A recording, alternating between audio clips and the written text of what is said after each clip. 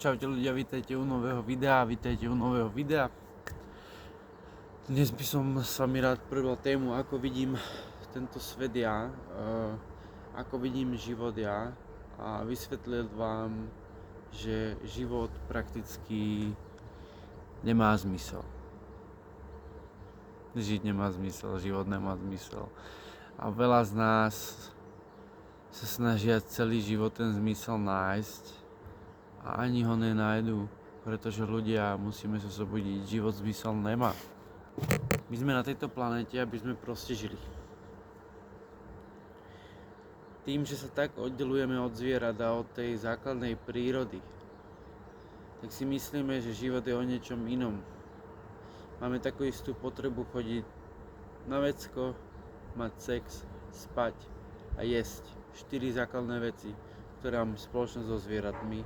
Nejakým spôsobom sme nadobudli vyššie vedomie a od tej chvíle si myslíme, že náš život má väčšiu cenu ako zvierací alebo rastlinný a že život má mať nejaký zmysel, ale psi sú šťastnejší ako my, mačky sú šťastnejšie ako my a pritom my sebe dávame takú hodnotu, prečo nie sme šťastnejší ako zvieratá, prečo trpíme depresiami, prečo trpíme úzkosťami, prečo trpíme zlými vzťahmi, prečo trpíme násilím, prečo trpíme chorobami. Keď sme takí vyspelí, keď sme takí svätí. Vymysleli sme si náboženstvo ako barličky, či už je to buddhizmus, hinduizmus, kresťanstvo, islám, judaizmus, sikizmus, rôzne ľudové náboženstva. Vymysleli sme si barličku, prečo žiť.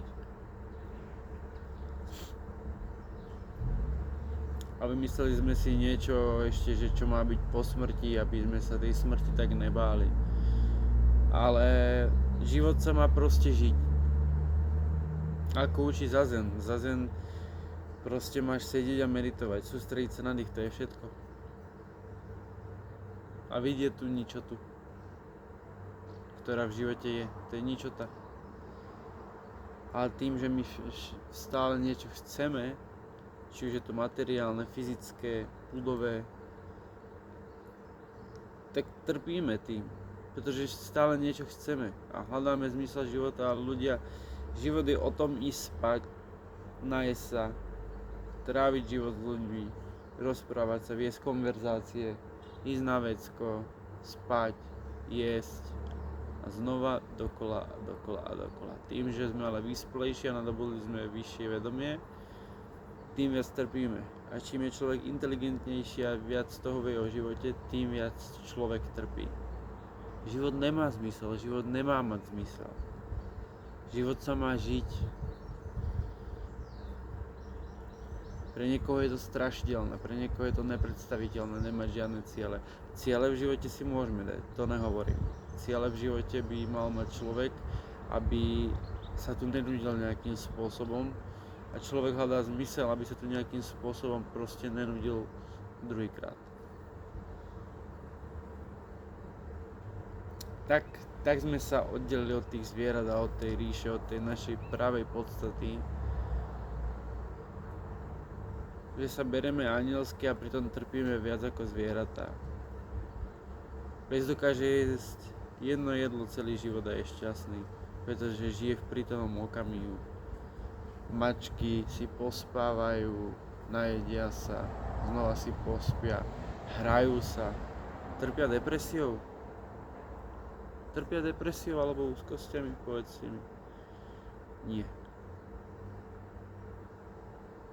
Ak zabijeme naše ego, ak budeme meditovať dostatočne, zistíme, že život sa má žiť a život nemá zmysel. Nie je to v žiadnej, nenájdete zmysel v žiadnej knihe, nenájdete žiadnu barličku v žiadnej knihe, či je to Korán, Biblia, Bhagavad Gita. Ja som sa jedného dňa zobudil a zistil som vlastne, čo je podstatou života a to je proste, že ho mám len prežívať proste. Sme tu, sme na tejto planéte, je to o tej experience. Proste život sa má len žiť, to je všetko. Tak žite. Vstaňte ráno, najedzte sa, spravte si dobré jedlo. Vyprávajte sa s rodinou, s ľuďmi, s priateľmi, s priateľkou. Majte sex. Pospite si, keď ste unavení. Užívajte si, cestujte, rozprávajte sa, vnímajte, meditujte, modlite sa. Čokoľvek, čo vás robí šťastnými. Nájdete si nejaké hobby. Ide o to zamestnať mysel veľkým zmetom. Pretože my ju chceme zamestnať niečím. Preto hľadáme ten zmysel. Ale čím menej budeme v živote chcieť, tým viac budeme priťahovať, pretože vesmír si nás nejakým spôsobom všimne, ľudia si nás nejakým spôsobom všimnú. A čím menej chceme, tým viac dostaneme. A tým väčší zmysel bude mať život. Namaste.